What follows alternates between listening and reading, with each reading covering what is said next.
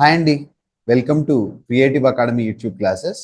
మనం ఈ వీడియోలో ఎంఎస్ ఎక్సెల్లో ఉన్నటువంటి కొన్ని డేట్ అండ్ టైం ఫంక్షన్స్ గురించి తెలుసుకుందాం. మొదటిగా టుడే. ఈ ఫంక్షన్ ఏం చేస్తుందంటే కరెంట్ డేట్ని రిటర్న్ చేస్తుంది. దీన్ని మనం కానీ ఇక్కడ కరెంట్ డేట్ కావాలంటే ఈక్వల్ టు టుడే అని ఈ ఫంక్షన్ బ్రాకెట్స్ టైప్ చేయడం ద్వారా మనం డేట్ చూడొచ్చు. ఇక్కడ right 4th day 12th month 2024. So ఇలా మనకి కరెంట్ డేట్ ఏదైతే ఉందో అది రిటర్న్ అవ్వాలంటే మనం టుడే అనేటువంటి ఫంక్షన్ వాడతాం. అలానే నెక్స్ట్ నవ్ అనేటువంటి ఫంక్షన్ ఉంది. ఇక్కడ కరెంట్ డేట్తో పాటుగా టైం కూడా కావాలి అంటే మనం ఇలా అప్పుడప్పుడు మన డాక్యుమెంటేషన్లో మనకి ఎప్పుడైనా సరే టైం కానీ డేట్ కానీ కావాలంటే డైరెక్ట్గా మన ఎక్సెల్ వర్క్షీట్లో కానీ ఎక్సెల్ ఎక్కడైనా కూడా మనం ఈజీగా ఈ ఫంక్షన్ ఉపయోగించి నవ్ అనేటువంటి ఫంక్షన్ ఉపయోగించి డేట్ మరియు టైం, నేను ఆల్మోస్ట్ నైట్ 11కి వీడియో చేస్తున్నాను. సో టైం 11:19 అని చెప్పేసి ఇక్కడ క్లియర్గా చూపిస్తుంది. తర్వాత డేట్ అనేటువంటి ఫంక్షన్ ఉంది. ఇక్కడ ఏం చేస్తుంది, మనం ఇన్పుట్లో ఏమి ఇవ్వాలి, ఇక్కడ ఇయర్ మంత్ డే. మనకు ఉన్నటువంటి ఫార్మాట్ ఏంటి, ఇయర్ ఫస్ట్ వై ఫార్మాట్లో ఇయర్ ఉంది, మంత్ ఉంది, తర్వాత డేట్ ఉంది. మనం అదే ఫార్మాట్లో ఏవైతే వాల్యూస్ ఇస్తామో ఆ వాల్యూస్ని డేట్ ఫార్మాట్లోకి కన్వర్ట్ చేసేటువంటి ఫంక్షన్ ఏదైతే ఉందో దాన్ని ఏమంటామంటే డేట్ ఫంక్షన్ అంటాం.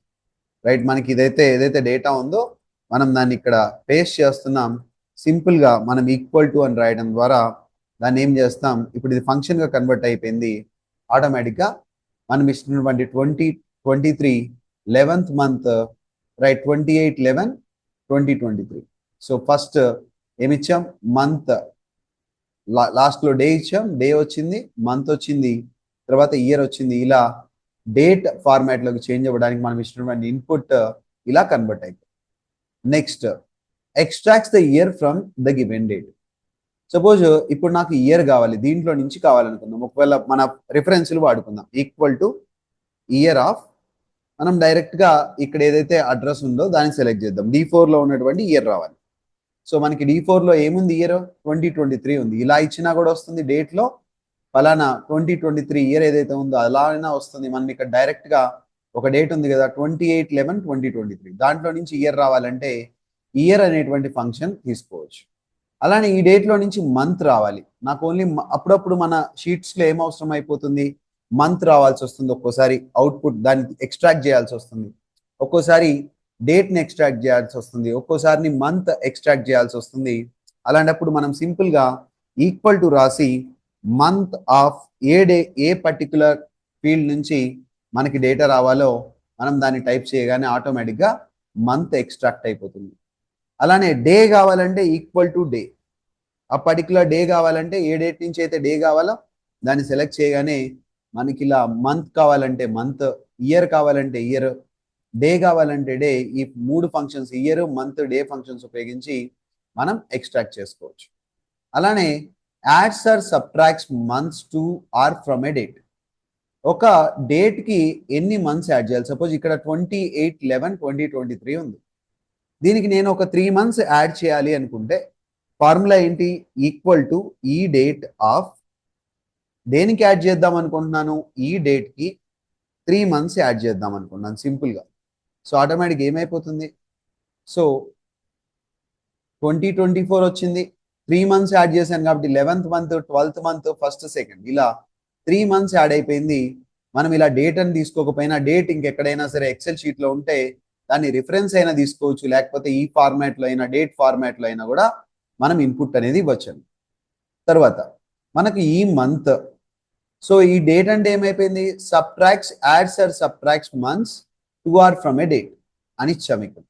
సో -3 ఇచ్చుకుంటే సబ్ట్రాక్ట్ అయిపోతుంది, మనం యాడ్ కానీ సబ్ట్రాక్షన్ కానీ చేసుకోవచ్చు. Returns the last date of the month.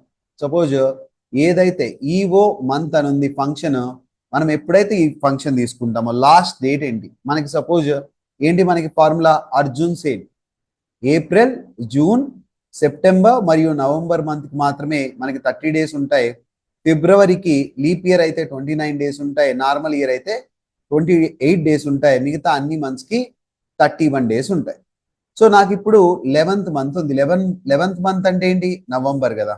So దానికి సంబంధించిన లాస్ట్ డే ఏదైతే ఉందో అది నాకు కావాలంటే మనం సింపుల్గా ఏం చేయొచ్చు, ఈఓ మంత్ అని రాసేసి దేనికి మనకి 11th మంత్ డేట్ తీసుకుందాం, right. So EO month of ఏం తీసుకుందాం ఇక్కడ, ఈ డేట్ తీసేసుకొని కామా మనం ఏం తీసుకుందాం ఇక్కడ, last day of returns the last day of the month for a given date. So given date కి మనకి లాస్ట్ డే ఏముందో మనకి ఇన్పుట్ ఇస్తుంది. సో 30/11/2023 దానికి సంబంధించిన లాస్ట్ డే. సో అదే మనం ఇక్కడ ఇచ్చినటువంటి ఇన్పుట్ ఏముంది చూడండి, ఇక్కడ మనం దీనికి ఇన్పుట్ D4,0 ఇచ్చాం. ఈఓ మంత్కి ఏమైపోయింది, ఒక మంత్ యాడ్ అయిపోయింది. సో ఏమైపోయింది, ఈఓ మంత్కి ఒక మంత్ యాడ్ అయితే ఆ లాస్ట్ డే ఏంటో వచ్చింది 12th మంత్కి. 11th మంత్కి 1 మంత్ యాడ్ అయిపోయింది. D4లో 11th మంత్ ఉంది, 1 మంత్ యాడ్ అయిపోయి లాస్ట్ మంత్ ఏంటో వచ్చింది. సో ఇక్కడ -1 తీసుకుందాం. ఇప్పుడు -1 అని తీసుకుంటే ఏమవ్వాలి, 10th మంత్కి వెళ్ళాలి, రైట్. అక్టోబర్లో మనకి మళ్ళీ 31 డేస్ ఉన్నాయి.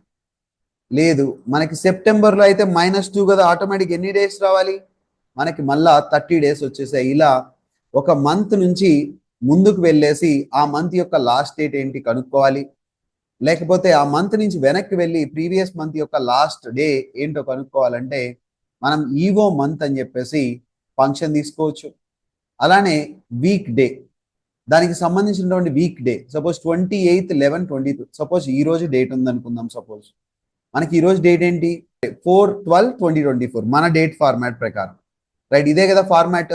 మనం ఇప్పుడు ఏం చేసుకుందామంటే equal to weekday of, దేనికి వీక్ డే కావాలి, ఈ పర్టికులర్ డేట్కి వీక్ డే కావాలి. ఈరోజు ఏ వారం చూడండి, 4 అంటే ఏంటి చెప్పండి, 1 అంటే సండే, రైట్. అలానే మనకి 2 అంటే మండే, 3 అంటే ట్యూస్డే. ఇలా 4th day of the week కాబట్టి మనకి 4 అని వచ్చింది, రైట్. ఇలా 4 అంటే వెడ్నెస్డే కదా, వెడ్నెస్డే 4 కాబట్టి నెంబర్ 4 అని వచ్చింది. Returns day of the week for a given date. అలానే వీక్ నెంబర్ ఏ వీక్ ఉంది, సపోజ్ ఇది లాస్ట్ వీక్ అనుకుందాం. సపోజ్ వీక్ నెంబర్ ఆఫ్ దేనికి తీసుకుందాం, కరెంట్ డేట్కి, ఇది లాస్ట్ డే కదా. సో చూద్దాం ఏమొచ్చింది మనకి ఆన్సర్, 49. దేనికి 49, ఈ ఇయర్లో ఉన్నటువంటి, మంత్లోది కాదు, ఇయర్లో మొత్తం ఎన్ని వీక్స్ ఉన్నాయి, ఈ ఇయర్లో ఉండేటువంటి వీక్స్లో ఇది 49th వీక్. ఎలా సార్ 49th వీక్ అంటే మనం సింపుల్గా క్యాలిక్యులేట్ చేసుకుంటే ఇది 11th మంత్. 11 మంత్స్ యావరేజ్లో ఒక 30 డేస్ తీసుకోండి, 11 × 30, అప్పుడు మనకి ఎంత వస్తుంది, 330 డేస్ వచ్చాయి. ఈ 330 డేస్ డివైడెడ్ బై 7 వేస్తే మనకి ఎంత వస్తుంది ఒకసారి చూద్దాం. మనం ఈక్వల్ టు 330/7 వేసాం. సో అప్రాక్సిమేట్గా ఎంత వచ్చింది చూడండి, మనకి చాలా మంత్లో 31 డేస్ ఉంటాయి కదండి, అందుకని ఇది ఎంత, ఏ వీక్ అయిపోయింది, 49th వీక్ అయిపోయింది. అప్రాక్సిమేట్గా 48 వచ్చింది. మనం 30 తీసుకుంటే 31 డేస్ మెజారిటీ ఆఫ్ మంత్స్కి ఉంటాయి కాబట్టి సో మనకి 49th వీక్ మనకి week number in the particular year. ఆ ఇయర్లో ఉండేటువంటి వీక్స్లో ఇది ఎన్నో వీకో చెప్పడానికి వీక్ నెంబర్ అని చెప్పేసి వాడుతున్నాం. ఇలా మనం ఈ 10 ఫంక్షన్స్ ఉపయోగించి డేట్స్ మీద, మంత్స్ మీద, డేస్ మీద, వీక్స్ మీద, వీక్ నెంబర్ల మీద, వీక్ డే మీద కూడా మనం డిఫరెంట్ కైండ్స్ ఆఫ్ డేటాని మనం ఎక్స్ట్రాక్ట్ చేయొచ్చు. Thank you.